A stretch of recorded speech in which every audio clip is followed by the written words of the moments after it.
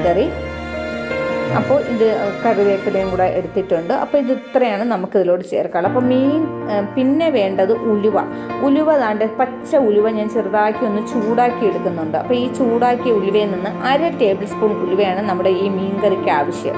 അപ്പോൾ ചെറിയ രീതിയിലൊന്ന് ചൂടാകുമ്പോൾ ഒന്ന് ചൂടായത് റെഡ് കളർ ഒന്ന് മാറി കിട്ടിയിട്ടുണ്ട്. അപ്പോൾ ഇതുപോലെ കളർ മാറി ചുമന്ന് വരണം ഉലുവ. അതിലോട്ട് ഞാൻ ഇതുപോലത്തെ ഇതിലോട്ട് വെച്ച് ഒന്ന് ചെറുതായിട്ടൊന്ന് ഇടിച്ച് പൊട്ടിച്ച് 1/2 ടേബിൾ സ്പൂൺ ഇത്രയും മതിയാകും നമുക്ക് ഈ മീൻ കറിയിലോട്ട്. അപ്പോൾ ഇതിനെ ഒന്ന് ചെറിയ രീതിയിലൊന്ന് ഇടിച്ചെടുത്തിട്ട് ബാക്കിയത് ഇത്രയും ബാലൻസും ഉണ്ട്.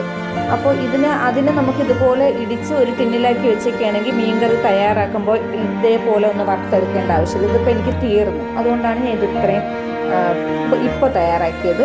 അപ്പോൾ ഇതുപോലെ ചെയ്ത് വെക്കുകയാണെങ്കിൽ ചെറുതായിട്ടൊന്ന് ജസ്റ്റ് ഒന്ന് ഇടിച്ചാൽ മതിയാകും. നമ്മുടെ കറി ഒന്ന് ചെറിയ രീതിയിൽ തിളയ്ക്കുന്നുണ്ട്. അപ്പോൾ ആദ്യം നമ്മൾ ഈ ഉലുവ